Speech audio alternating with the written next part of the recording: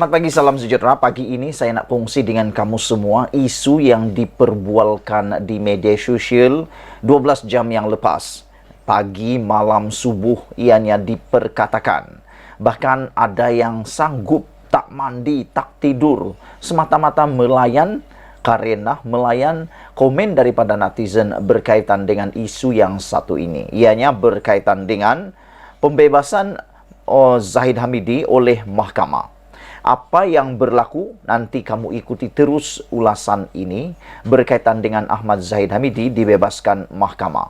Sebelum itu, sila tinggalkan dulu komen kamu, tekan butang subscribe untuk mendapatkan isu-isu terkini daripada channel saya ini, dan menekan butang subscribe itu percuma. Okey, baik. Saudara-saudara sekalian, Anda masih mungkin terbayang-bayang ketika waktu Zahid Hamidi dilepaskan ataupun dibebaskan oleh mahkamah dalam kes VLN pada beberapa waktu yang lepas. Namun demikian, di bawah kepimpinan Datuk Seri Anwar Ibrahim, pembebasan ini tidak begitu jalan ataupun tidak seperti yang dirancang, kerana pendakwaan tidak seperti yang dirancang oleh Zahid Hamidi, kerana walaupun dia sudah menjadi timbalan Perdana Menteri, walaupun Anwar Ibrahim melantik beliau jadi timbalan Perdana Menteri, seperti yang saya sudah jangka, seperti yang saya sudah katakan sebelum ini, saya kata Datuk Seri Anwar Ibrahim tidak akan campur tangan dalam isu kes Mahkamah Zahid Hamidi terbukti. Hari ini pendakwaan memfailkan petition rayuan. Maknanya, walaupun mahkamah telah membebaskan Zahid Hamidi, namun demikian, walaupun Zahid Hamidi sudah menjadi timbalan Perdana Menteri, kesnya itu tidak berhenti begitu saja. Bahkan, pendakwaan telah pun memfailkan petition rayuan. Ini bermaksud, dakwaan, sangkaan ramai orang mengatakan bahawa apabila Zahid Hamidi menjadi timbalan Perdana Menteri dan dilantik oleh Datuk Seri Anwar Ibrahim menjadi timbalan Perdana Menteri, ada yang menyangka dan mendakwa bahawa kes Zahid Hamidi mungkin akan berhenti, akan dihentikan. Itu semua tuhmahan yang salah, kerana terbukti pendakwaan telah pun memfailkan petition rayuan mereka. Pendakwaan hari ini telah pun memfailkan petition kepada keputusan Mahkamah Tinggi yang membebaskan Datuk Seri Dr. Ahmad Zahid Hamidi berhubung kes sistem visa luar negara VLN dan pusat sehenti 23 September yang lepas.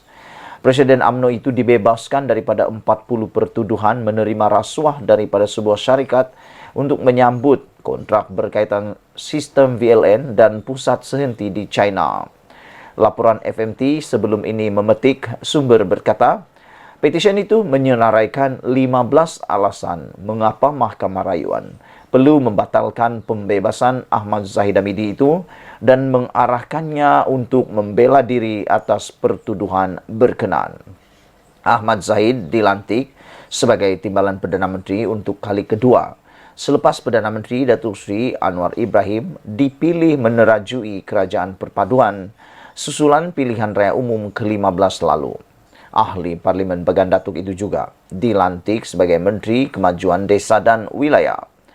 Sumber juga berkata, rayuan itu difailkan di Mahkamah Rayuan selepas pihak pendakwaan menerima rekod rayuan daripada pendaftar Mahkamah Tinggi Shah Alam minggu lalu. Sebelum ini, Mahkamah Rayuan menetapkan tarikh pengurusan kes pada 10 Januari depan, sementara menunggu rekod berkenaan disiapkan. Pada 23 September tahun lalu atau tahun ini, Mahkamah Tinggi melepas dan membebaskan Ahmad Zahid Hamidi daripada 40 pertuduhan menerima suapan daripada syarikat Ultra Kirana Sdn Bhd berhubung kontrak pengendali perkhidmatan One Stop Center OSC di China dan sistem VLN. Hakim Mahkamah Tinggi Datuk Muhammad Yazid Mustafa dilapor memerintahkan Ahmad Zahid dibebaskan daripada semua pertuduhan utama dan pertuduhan pilihan mengikut Seksyen 16A dalam kurungan B Akta Suruhanjaya Pencegahan Rasuah SPRM 2009, Seksyen 165 Kanun Keseksaan. Muhammad Yazid dipetik berkata, Selepas mempertimbangkan semua bukti dan keterangan secara keseluruhan, Mahkamah mendapati pihak pendakwaan gagal membuktikan kes prima facie terhadap Ahmad Zahid Hamidi.